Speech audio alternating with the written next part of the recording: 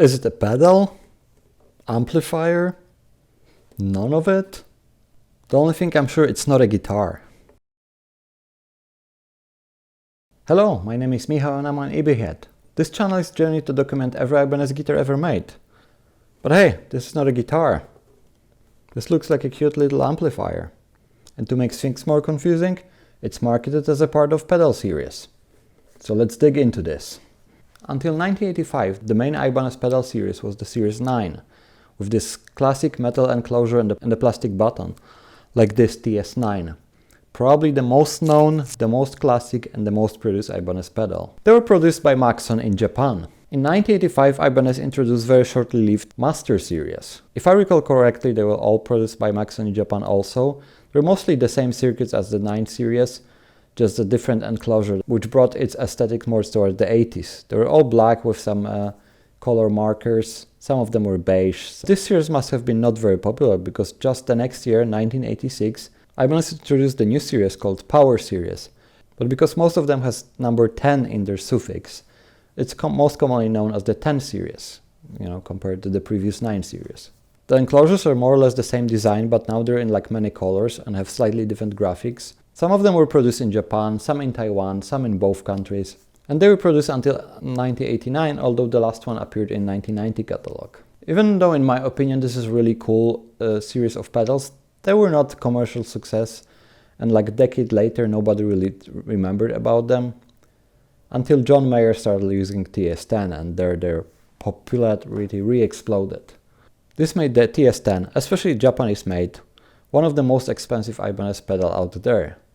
The most expensive also comes from this series, the SK10 Visual Super Product, Sound from the USA. A bit ridiculous name, isn't it? There's only a handful of those made, they are extremely rare and extremely expensive. George Scott from JHS made a great video about them and dig into what exactly is this circuit. Spoiler alert, this is just Reebok's FC10, the Fat Cat from the same series, which happens to be also the Procorat clone. There's another rare pedal in this series. It joined the lineup in 1987, and this is this cute cubic shaped thing, the hero of today's video, the MA10. And I'm not even sure if it can be considered part of this series because it doesn't show up in every marketing materials about the 10 series. But when it shows up together with the 10 series. It has the 10 suffix, and let's just assume it is. That wouldn't be the first time that a pedal brand includes a mini amp in their pedal line. In 1984, Boss introduced a combo of two pedals, FA1 Fend amplifier and MA1 Mascot amplifier. FA1 gained a bit of a cult status as a great guitar boost that can be used in just like your pedal line. MA1 became just a cool novelty from the past. Given the timing of those, both from 84 and Ibanez 87, maybe Ibanez got a bit inspired with this setup but just wanted to up them with something better. I usually decode model numbers and serial numbers of the guitars we look at, so let's try dig at this too. MA10 has a format familiar with other pedals from the Power series or 10 series, like TS10, which is Tube Screamer, and the FC10 that I just showed you, which is Fat Cat. Notably, there are a few exceptions, like DL10 has the second version called DDL10 and the third version called DL20, which is a different version of digital delay. And there's also one fun LA7, which is part of 10 series but has 7 in there. My intuition would be like MA10 means like mini amp 10, but on the front of the metal cover you can read the multi-amp 10 in this really cool 80s vibe font. So that's probably the official name of this ampli pedal. There's very little information about serial numbers of those amps, but all of the examples I've seen had the serial numbers starting with 2 and having 6 digits, so like 200,000. The lowest number I've seen was 200,030 something, and the highest is actually mine, which is 201,025. This is now pure speculation, but based on those photos and the fact that other 10 series pedals use different serial number systems, I think they were just starting at 200,000. Then we can assume they made at least 1,225 of them, but nobody really knows how many. It has this cuboid shape with like cat bottom, which makes the speaker aim a bit upwards when you put it on the table or floor. The edges are chamfered, so it gives it like kind of nice, you know, modernistic look. I think it was originally white, but over the years the plastic and the metal parts slightly yellowed. The body is made from some sort of hard plastic, but the front plate is metal. All the electronics inside are attached to this metal, and the front plate is attached to the plastic enclosure with the 6 screws. The speaker is black with this nice emerald green trim. The knobs come from the other 10 series pedals, so it's kind of like, again, another reason to consider it part of that series. I already mentioned, but the font they use is also found in some of the Ibanez 80s catalogs. It says Multi-Amp MA10 Powered Mini Ibanez. Overall, it's a very nicely looking and shaped object. It weighs slightly above 1 kilogram or just below 2.5 pounds, with like tendency to be heavy towards the front where all the electronics and metal plate is, but it sits stable on the table. It has also threaded mounting screw in the bottom that will fit the microphone stand, so you can put it on the stand, and that's how it's presented in its manual, which makes it look a bit silly. Looking at the electronics, it has 3.5-inch speaker, 1 line input, 1 instrument input, 1 adapter socket, and power switch. Each input has a separate volume knob, and there's master tone knob. Instrument input has also switch for a guitar in one position or keyboard bass in the other position, so probably there's some like electronics inside to match different impedance. The output is rated at 5 watts RMS. I bought it without power adapter. Next to power input it says 12 volts and 500 milliamps, but it doesn't mark is it like center positive or center negative, so I wasn't sure.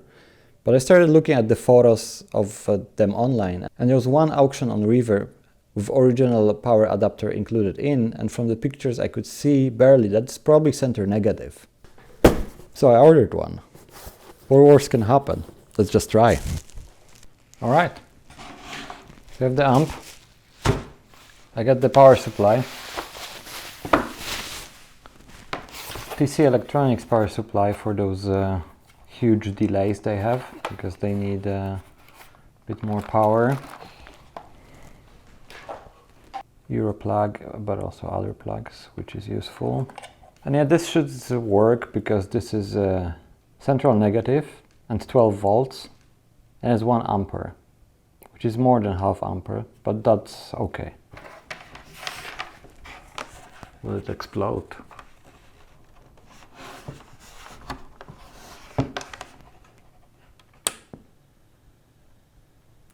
That's a good sound. Okay, let's plug something in. Instrument in. This is RGR 465M, the reissue of the 565 from Indonesia.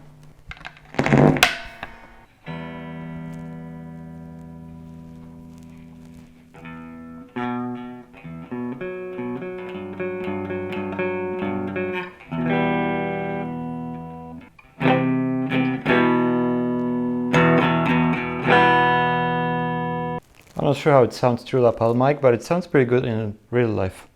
That was just single call. Let's see some humbucker. Yeah, it's clearly hotter.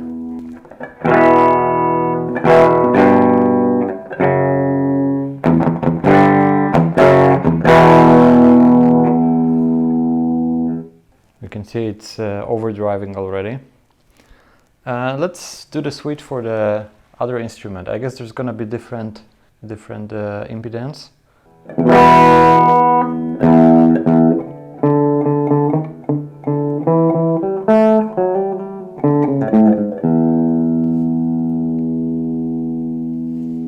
Yeah, we have a bit less gain, definitely.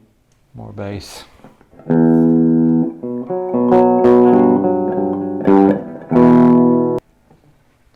Switch back to guitar, it sounded a bit better.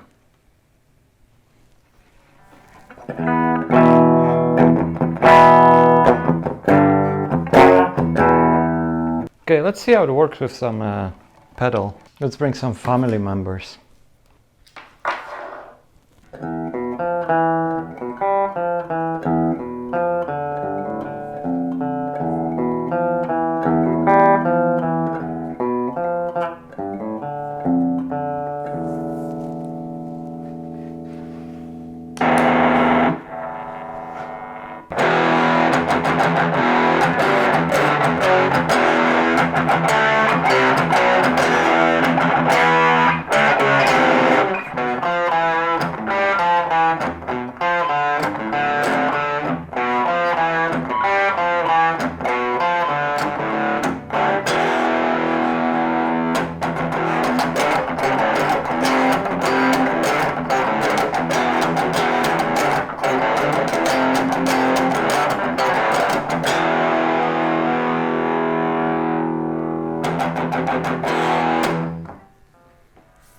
I don't know, this doesn't sound so good, but probably I don't know how to dial the fat cut. I haven't played it for a while.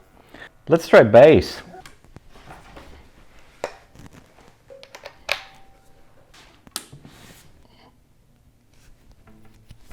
Another pointy headstock. This is the Roadster bass.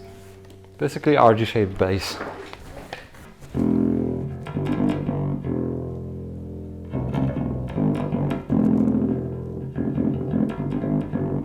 Oh, that's guitar setup, and it's very quickly clipping and overdriving. Let's go to the bass.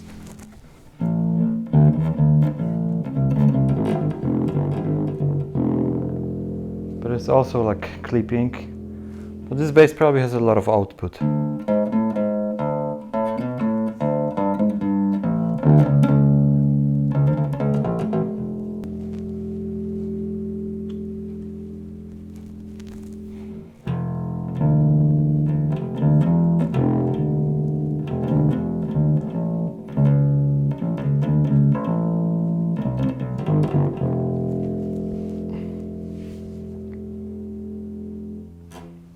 To be honest, it's not half bad. I mean, it's clipping a bit.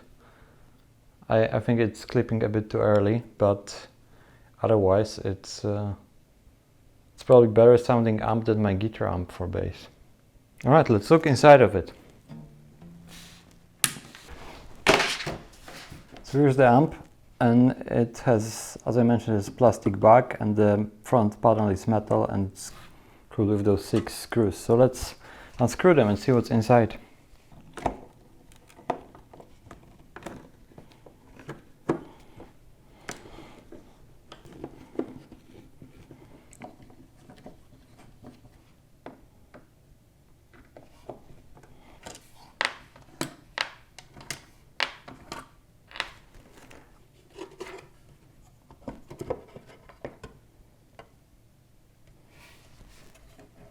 Okay, so there's nothing here, just the back.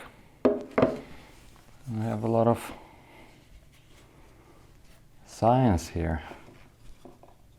Yeah, we have 2 circuit boards, one for the sockets, for the knobs and what they do. Bunch of transistors and capacitors. It says Japan on it, Yokoyama, Japan. Cool, cute little lamp. Okay, so it didn't explode and it does work. It's a great start. The sound quality is not amazing, but what did you expect? This particular piece is in pretty good condition. The white color yellowed a bit over 35 years. There are a few scratches here and there and discoloration. The 2 of the 4 rubber feet are missing, but it stands stable on the table. I haven't tried how it works on the microphone stand, but I assume it's also fine. I hope you enjoyed this short look at the MA10 amplifier, because it's clearly not a pedal. And if you did, there's a like button below. If you're interested in more Ibanez content, check out this video and consider subscribing to my channel. I already have quite a few Ibanez related videos, so you're more than welcome to check them out. Thanks for watching, and see you in another episode of Document Every Ibanez Guitar, and not only guitar obviously, ever made.